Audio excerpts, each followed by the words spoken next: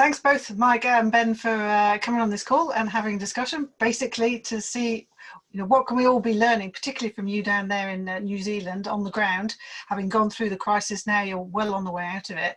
What lessons? How did you do it? What kind of things do we need to be thinking about back here in the UK?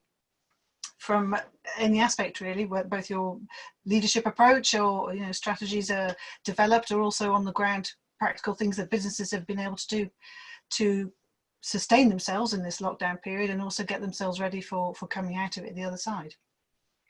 So I suppose before we start, really, it'd be useful to understand from both of you what kind of experience have you had over the last, was it 5-6 weeks now of being in this lockdown? What's it been like for you? Yeah, it's a little bit longer than 6 weeks. Right. So yeah, it was. So the I'll jump in first, Mike, if you want. My experience kicked off with it was very sudden when the Prime Minister Jacinda Ardern made the announcement that that we were going to go into lockdown with it, and it was done very rapidly. They announced a framework on the Saturday, and on the Monday early afternoon, they basically said, right, on Wednesday night we go into full level 4 lockdown, and you will not be allowed to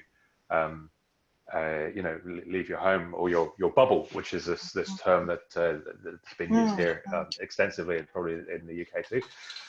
And so my immediate concern was that my eldest daughter's at university down in Dunedin. I'm based in Christchurch, and a number of other parents were sort of madly texting. And so at about 1.5 hours notice, I drove 6 hours down to Dunedin, overnighted, and then I drove 3 students up, the next day. So I've been living with and Mike's a father of 3 daughters as well, so he can relate to this. But I've been living with 3 alpha females for 6-7 weeks. That's good, and it's actually been quite good, to be absolutely honest.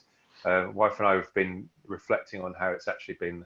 That particular aspect of it, we've actually had to, work out how to live together, and get on, and it's sort of, that's been a real positive from it.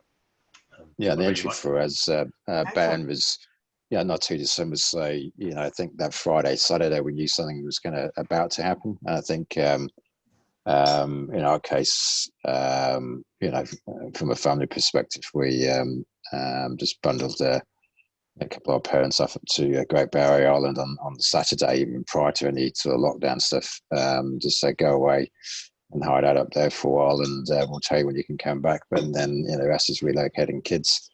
But I think, the thing I was talking to Amanda just the other day, which is context, I think, which is probably quite important from a UK perspective. But I think the word I use is kind of resiliency. So, Prime Minister here comes on and goes, lockdown on the Wednesday. For the most part in New Zealand, everyone's just going, yep, that's fine, because of the, last decade, and Ben particularly sitting in Christchurch, so with, Christchurch earthquake, Kakura earthquake, unfortunately the massacre last year, White Islands in the last 12 months, we as a country, we react, I'd say very well to crisis, and there's a self-reliance and resilience which is quite inherent. So I think between that Saturday and the Wednesday, people just got on, is my sense, based on a personal perspective from business. So business just flicked over by, I'd say, probably Monday, Tuesday morning. They spent 3 to 5 days kind of figuring stuff out, the Teams, Skype, Hangouts, whatever needed to do, and just disappeared. So Wellington was deserted Monday afternoon. Right. Nothing around Tumbleweed, yeah. Right. So I don't know about you, Ben, in Christchurch. If that was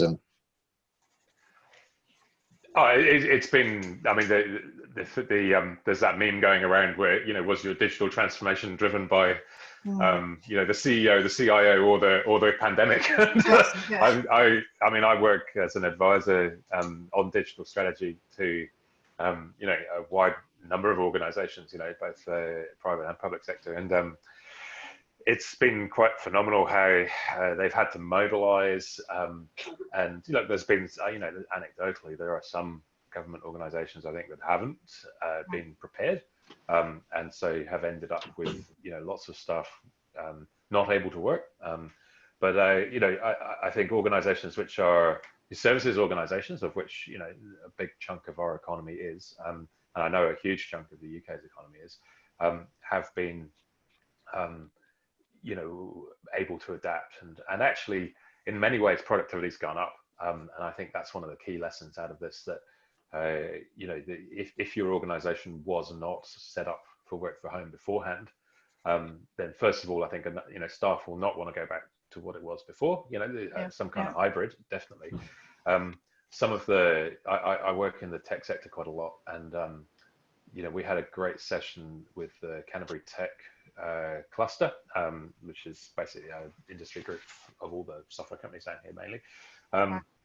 And they've all been running deliberate work from home business continuity strategies, and so that they've basically been exercising where all staff have to work from home at least one day a week, and then they do a full week where the whole company does it, and so they practice it, they run it through. And look, I think Mike was talking about the earthquakes here in Christchurch, which was nearly 10 years ago now, but we're still rebuilding the city. We're still getting reinventing, reimagining the city in many ways. But that really did drive resilience into our economy here, and actually the economy only. Well, the BCP piece though, Ben, as well. That's the critical bit you're saying there. I think if you compare contrast to the UK, I don't think BCP is even in the language as such. But it's business continuity planning, and we've been forced to do that on a number of occasions. Yeah, and now I say forced. Again, I think Ben's absolutely right. I think some, particularly government agencies, should have actually been better prepared given the things that we've been through. Others have been invested that probably money maybe a couple of years after Christchurch, and then say from a Wellington perspective, Kaikoura, they've had the ability to kind of do that. Others probably a little bit lackadaisical in terms of some of their execution, but for the most part, I think we've been better prepared to react what's been natural disasters, whether you call this a disaster or ultimately it's a crisis management scenario. Well, certainly from the UK, yes, we haven't had any of those kind of traumatic. I mean, things have happened, but not to the extent that it completely changes how people are working on that basis. So that sort of, there's definitely not been the same kind of focus on whether it's been business continuity or disaster recovery, all that sort of stuff. It's there, but it's one of those things in the background that nobody really talks about. It's but I was interested actually when you said right at the start there, in that very first period where on the so the announcement was on Saturday and then it all kicked in from the Wednesday, but you talked Tuesday night. Tuesday night. You talked about when they talked you through it on the Saturday, it was about the framework and all the 4 phases and stuff. And that, from what I understand, there was quite a lot of detail behind that in terms of how things moved. Yeah. Did that help? Did that not make much difference, or what happened? You haven't really. I think personally, I think the success of the New Zealand experience on this. So just the context here is that we, I think we're just over 20 deaths altogether, and the last 2 days we've. 2 days this week we had no new cases, and so we really have been very fortunate that and being an island nation, the pandemic is under control, under management here. Whether they use this technical term of elimination, which doesn't mean eradication. It just means that it can be sort of squashed down if it comes back up. In my view, there's the communications around the framework has been essential to that, and it has control. The New Zealanders have turned out to be very compliant, as in the UK, I know as well. But generally speaking, most people have stuck with the rules. And the Prime Minister has been the communication every day with the Director of Health. Has been, it's been very clear. It's been driven by data modeling. you know, and I know that there's a number of initiatives like that in the UK as well, but very, very clearly, you know, driven off a pandemic data model that, and so effectively it's a technocratic response with really good comms out front, and I think that's been a big part of the success of it. And then the only other thing I would say is I think there's also a generational piece here, that if we did have a, you know, older white male in charge of the government, which was, you know, the last election was very likely. I just wonder whether the younger generation would have been so compliant. I wonder whether it would have been, no, we're not listening to you, Grandpa, sort of thing. And so I think the fact that we have a generational change in communications. I mean, Prime Minister basically goes on Facebook, you know, in the evenings and does these sort of one-to-one chats. And so her constituency and her comms channels are entirely different to, you know, the previous generation of politicians. There's a degree of, I use the word sort of, well, you know, no doubt empathy, intimacy to a certain extent, which, you know, her style and probably governments either crafted or, you know, just either naturally just, you know, evolved over a period of time. But I think, you know, you've got a combination of, you know, very clear view from those, you know, levels, the framework. Sure, there's still a bit more work to do in terms of the detail around that, but, you know, from a general population and more importantly from a business perspective, we kind of know what's kind of going to come. But then, for me, and, you know, reflect on, from the UK perspective, and I, you know, irrespective of your political lines, you know, looking at Alistair Campbell, I think he was contrasting, you know, Boris and Conservative Party versus, you know, Trump versus Tony Blair, Scott Morrison, Tony Blair, and Jacinda. Yeah, so, you know, the styles are very, very different. I mean, you look in the UK briefing in the morning, it's sort of post Theresa May, autonomic, turn up, you know, stand there, read script, and walk away type thing, and very, very controlled. You can see there's been an army of, you know, comms people around and just really carefully managing messaging work compared to, you know, the ones that are down here, which is basically, I wouldn't say it's kind of rock up and talk. Clearly there's a comms team behind that, but there's a degree of trust, empathy, intimacy there where there's the engagement is ultimately it's trusting. So the degree of trust the New Zealand population has with our Prime Minister, I think, in stark contrast really with I think UK and even more so the US. I mean, you've got that Commonwealth thing of probably deferring to government in times of crisis. You know, so Canada, Australia, New Zealand, UK versus, you know, the US, which is, you know, historically being anti-Bev government. So all the problems they've got there, you know, largely from a cultural perspective. But I think, you know, if you go look where we are right now, and we're openly discussing what level 2 looks like. You know, the clients I'm working with are talking about their, you know, the approach to, you know, their bubble, and even that simple concept. You know, I don't think what's in my recent readings, I think the UK is trying to pick up on the use of the word bubble, but we've had that. It's now bubble is, well, it's been around, Ben, for 6 weeks now. We know what it is. It's right at the very beginning, and it's just such an inclusive term, right? So, you know, you could easily have talked about a nuclear family. Right, but it's just such an inclusive term, and actually gets the scientific concept across much better, you know, than you know, than talking about a household, you know, would have. I know there's the bubbles for, you know, your company, your work colleagues, or you know, so we're extending that concept into, well, we're going to level 2, and we're thinking about. You know, what's your work bubble going to be like, and so forth. So, you know, and then, you know, shortly, I think, or hopefully, it's the wider bubble of Australia and you know, and get out to Cook Islands as well. So. Yes, we all need a winter holiday, Ben, don't we? We do,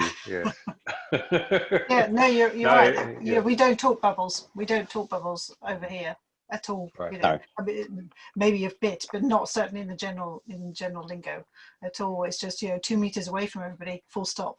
You know, that's think, it. What that struggles with so then is how do you do that in a you know, there's no guidance. And again, I'm getting that sense that from an earlier stage there was more of a sense of, okay, we're having to go into this, but here's also how we're kind of going to come out of this, which is another sort of big gap over here that is, oh God, we've got into it, right, okay, let's throw some money at it, whatever, but still no idea how we're going to come out of it. I mean, I think it's very unfortunate for the UK, the timing, in that you've just gone through this sort of 5-year trauma of the Brexit process, which isn't over yet. Yeah, no. And you know, it's the normal functioning of government, which is to basically have a pandemic plan, you know, which is basically to do simulations, to run the politicians through it, to run the health service through it. I don't know how much of that has been done. I know that countries like Taiwan and South Korea, which were hit by the SARS virus, you know, a few years ago, have responded very well because they'd already run through it in recent memory. You know, the last memory most of us in the West have of the pandemic is the flu, you know, 100 years ago, Spanish flu. So, you know, the institutional. I've actually just read a little bit of history, actually, the history of New Zealand just during the pandemic, and when the Spanish flu you know, was around, you know, they were quarantining of the boats coming in, and then, but of course, basically people wanted to get the stuff off the boats and get on with their lives, and so hence there was a big argument about, well, should we keep the boat in quarantine or not? And they didn't, and so, you know, they had an outbreak there, and I think looking back in history, this, you know, we have to realize that this is a multi-year event that we're living through now, and so talking about getting back to normal, I just think is misplaced. You know, if you think about the numbers, I mean, we're not even up to 1% of the world's population infected here. There's like nearly 8 billion people on the planet now, and you know, we're less than 1%, and so, you know, in order for this to run through the world's population, it's going to take years. And I also think that, whereas, you know, from the science that I've read, and, you know, obviously there's a very noisy online media right now, and it is difficult to tell, you know, truth from fiction online. But, you know, the talk about a vaccine being available within a, you know, single number of years, I think is optimistic, and I don't know how based in science it is, but yeah. So what's the experience in the UK? So I've got family in the UK. So both me and Mike are Brits originally. you never know. You'd never know. Yeah, you'd never guess it, would you? Yeah. Well, everyone thinks, oh yeah, everyone thinks I'm a Kiwi. But so what's your experience, Amanda? You know, so, you know, it's not all bad, right? So you know, everybody is in lockdown. Yeah. It's under control, or being under management. Well, yeah, under control is a very wide term, isn't it? Yeah, I mean, we've just had the dubious honour today of hearing on the news about we've got the highest death rate now in Europe. So because we've topped 30,000. When you said 20, oh, you know, if only. Yeah, no, we're up to 30,000 now. So one of the challenges is it's easy with hindsight, isn't it? Always is, and you never know the full story. But there's a lot of, you know, discussion about that lack of preparedness, essentially, whether it be equipment or, you know, at the start it was all the ventilators, wasn't it? But actually now it's more the day-to-day, you know, gloves and gowns and masks, and doctors having to buy their own, and, you know, care homes being ignored, and, you know, so lots and lots of mess coming out. But what's and then of course you had, you know, the Prime Minister being ill himself, so, you know, what was really going on in terms of decisions and leadership and all that sort of stuff in the meantime, while he was sort of absent and fighting for his own life, essentially. So it's you know, it's been a mess. It was great in terms of, well, great's probably the wrong word to use, but, you know, okay, so there was a very swift response, and there was a lot of sort of lobbying from business groups in terms of, crikey, what are you going to do with and setting up the furlough schemes, and, you know, providing loans to businesses and all kinds of stuff just to keep people going. What's sort of now that certainly in sort of business discussions is, well, what happens how long can that go on for? You know, is it till end of June? Is it beyond? What happens at the end? Suddenly nobody gets paid at the end of June, or end of July? Da, da, da. And it's that sort of, again, it comes back to the thing that's sticking out to me is it felt like almost from the start you had a view of, okay, oh God, we're going to have to go through this. But actually, here's a sort of a way of how ultimately we come out of it. Whereas here, it's much more of a struggle of, okay, we've sorted that crisis out today. What's the next one tomorrow? You know, and some are bubbling on and not being resolved, whether it's the PPE, and others aren't seemingly being tackled. Although you know, latest we're supposed to hear on Sunday, you know, what our sort of exit strategy will be. But again, will that be as clear as, you know, you guys got right at the start, or is it, well, a bit of this and maybe a bit of that and maybe a bit? I mean, given the what, I might. So Ben, no, I was just going to say that. I mean, that's an interesting Twitter feed on Dr. Zand, you know, the one of the twins. So I think it's probably one of the reasonably present sort of individuals in the UK media, and he just simply said the stuff that's kind of come out of the government. He goes, you know, he's got a obviously medical degree and I think a degree in public health. He goes, he still doesn't know what it means when they actually talk. You know, so it's the clarity in the conversation. Yeah, so that's a doctor. But I think as you're talking there, Amanda, I was kind of just also reflecting in terms of context of, you know, the UK and, you know, ultimately where you are and businesses, but it's on a backdrop of, you know, 10 years of an austerity message, 5 years Brexit, I think contrast with New Zealand, which is, let's say, post GFC, we didn't really have, you know, any austerity really to extents that you guys had. So there's a sense of optimism. So we've had, you know, GFC, yes, multiple kind of like, you know, natural things and Christchurch massacre, but there's a sense of optimism post this thing, and the framework was UK comes from a position, I think, of austerity, doom and gloom around Brexit, and then what? So, you know, and I guess throw back to Ben here, but I think my sense in New Zealand right now is it's optimism when we go to level 2, level 1. And just remember that, you know, we are quarantined here now. So, you know, the borders are shut. I mean, I'm sure they are in the UK too, but they are going to stay shut for years. And, you know, it may be that we can open up to Australia. It may be that we can open up to Taiwan, you know, over time. But, you know, this has major impacts on businesses' ability to operate. And I mean, we're just talking about some of the impacts on businesses, you know, beyond the initial questions of, you know, can I operate my tourism business? Can I operate my cafe, restaurant? Can I pay my staff? You know, where's the revenue coming from? Which, you know, the governments on all around the world are basically, you know, intervening with various different interventions. I think I blogged about, you know, there's a policy exchange out there at the moment where you can see what all the countries have been, the governments have been doing in terms of trying to keep the economy going.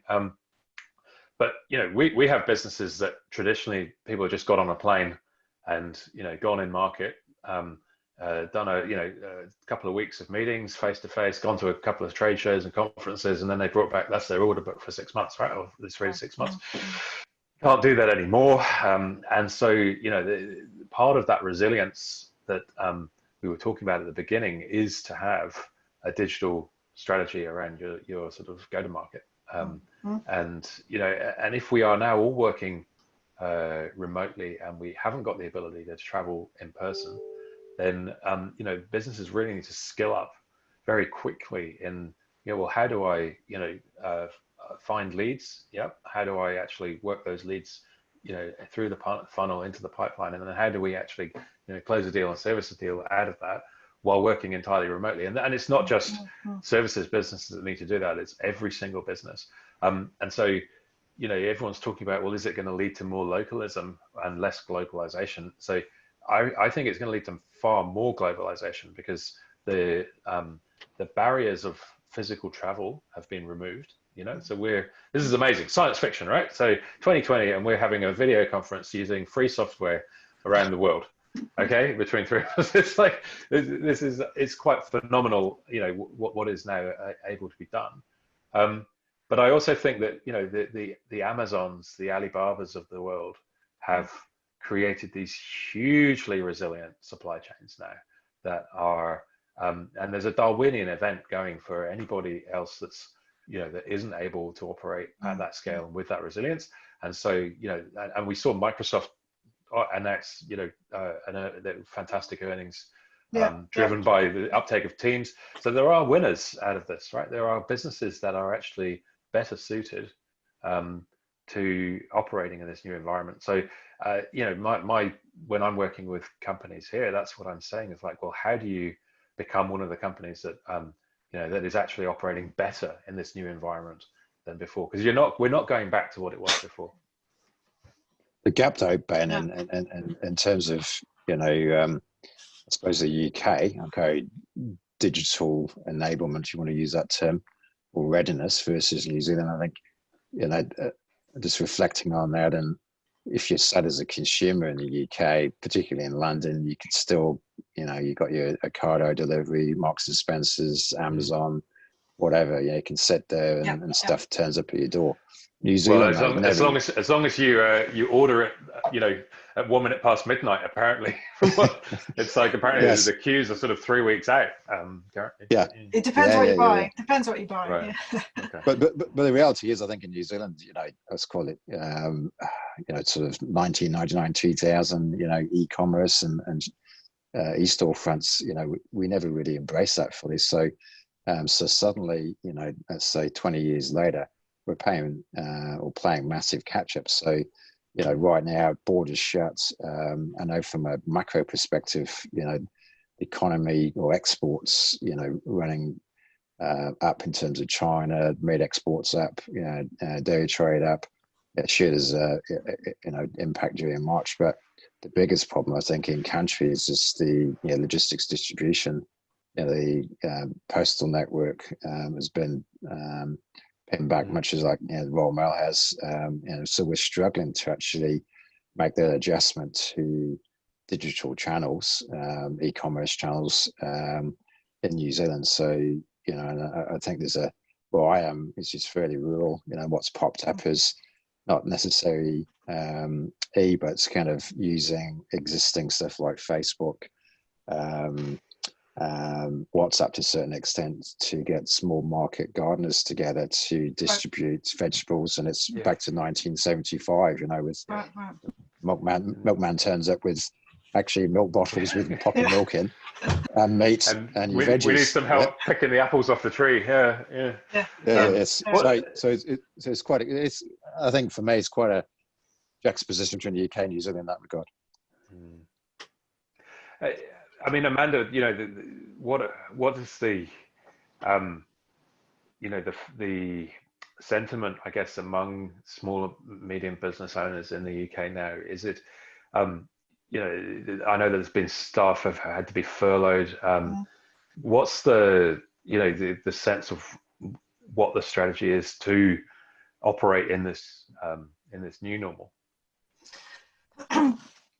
Well, I think one of the challenges is that nobody's quite sure. So you've got, from the businesses which are sort of high contact, say the cafes, the shops, where I'm thinking, how could if we get some announcement next week, how can I open my business and respect the 2 meter gap and plastic perspex barriers, whatever, some practicalities of how can you do that, or shift hours of going into an office where only certain people can go at certain times and all that sort of stuff. And to be honest, it feels a bit at the moment everybody's kind of having to figure it out by themselves. I was talking to somebody the other day who in construction businesses. So well, the challenge is, how are those sorts of businesses, how should they adopt government guidelines in terms of safe working practices when you can't stay 2 meters away from someone, typically when you're building refurbishing apartments or building office blocks or whatever else, and to the nature of the business.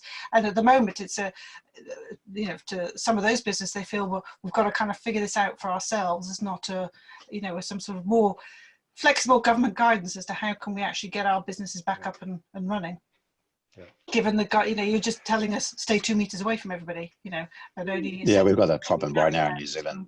Just this last week, I mean, it's on the news, and everyone went back. All the construction workers went back, and the first thing they do is smoko, traditional stuff about 10 a.m. As the ciggies come out and they're trading cigarettes with each other and meat pies and stuff. Yes, so so it's going to be a global issue. I know. And in New Zealand, in the AI space, there's some visual stuff being done to kind of on construction sites to just warm in people within 2 meters of each other, things like that. So I think ultimately it's going to be some practical stuff there. But I think changing the conversation slightly, but in terms of going to the piece around where to next and optimism in New Zealand this past week, and just on LinkedIn, businesses really calling out the need for an overarching framework for New Zealand in terms of where to next, and using this whole event as a bit of an impetus. So in contrast to the UK, we're on 3-year election cycles here, and it's election year this year.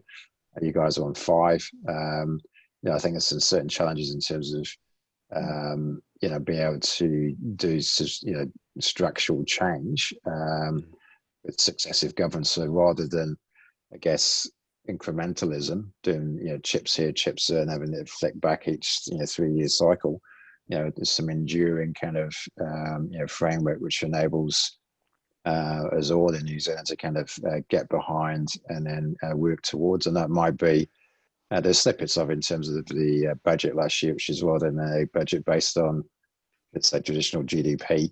It's about, wellness, people, and getting that right. Yeah.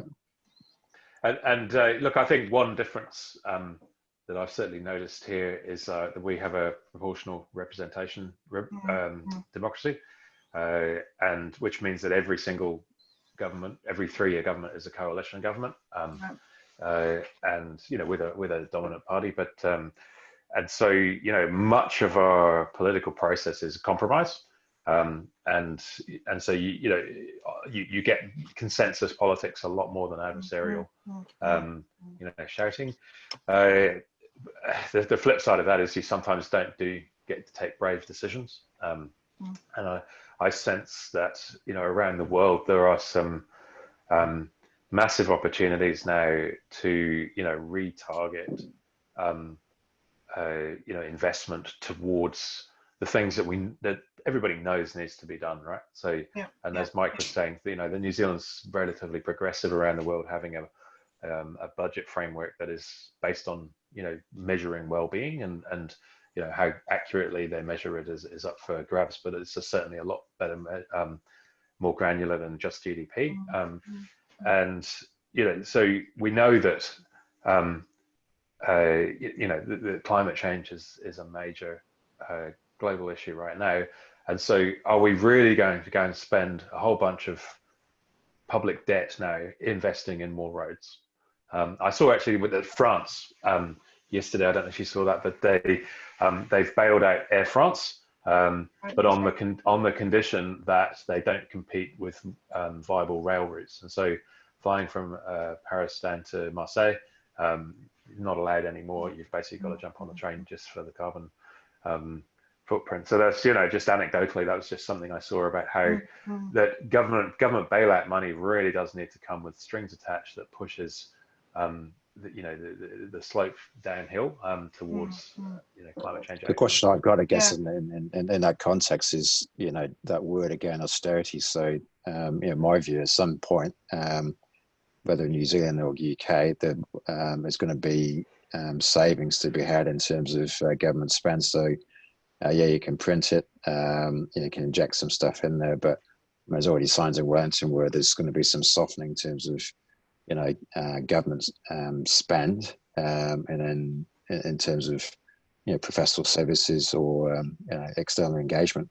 But I think that word, certainly in the UK, Boris has been firm and said no more austerity. But to what extent that's going to change, because I think the UK's difficult position because of Brexit and all the optimism, I guess, that was around that, and irrespective of the NHS bus. But you look at New Zealand, I think that's the biggest thing. So politically, and I think that's going to be the political will, to make some of those big decisions as Ben's been talking about. Yeah. So from a business perspective, absolutely going great opportunity. Whether it's green agenda, whether it's digital. There's the FT Financial Times article, Ben, was on the weekend in terms of New Zealand's open for business, I think it was. Yeah. Yep. I mean, there's lots of optimism around the opportunities because we are looking likely to not have to basically go in and out of lockdown for the next 2 years.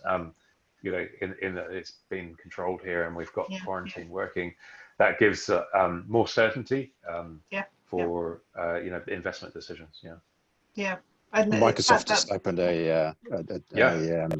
announced the DC yesterday. So big news. So very much on the back of that is we're open for business, we're investing. That's an amazing decision actually, because traditionally New Zealand's been we've only got 5 million people here, not quite, and so it's been too small for a major cloud provider to put a data center region in country, but which means we've been using Australia. But of course the Australian government basically passed this law, was it last year, where they're able to snoop on anybody, backdoor into anything. So I actually expect there's a bunch of Australian companies are going to be moving across the Tasman with their hosting out of that, because definitely New Zealand government is not in the habit of opening backdoors into people's private data. Amanda, I have a hard stop at 9, but this has been a fantastic conversation, and Well, thank you both for joining. It was sort of a start of opening up in terms of understanding a bit more in detail, and more practically day to day what you guys have been going through over there, and what sort of learnings we can be thinking through over here, not just what went wrong, but also kind of more to be put into the forward thinking and the planning that's going on right now. So thank you both very much for your contributions no problem at all. to this. It's been a really good conversation, and hopefully we'll have some more on them as the things progress over the future as well. Excellent. Thanks, Amanda. Thanks, Ben. Thanks. See you. Thanks very much. Yeah. Bye-bye.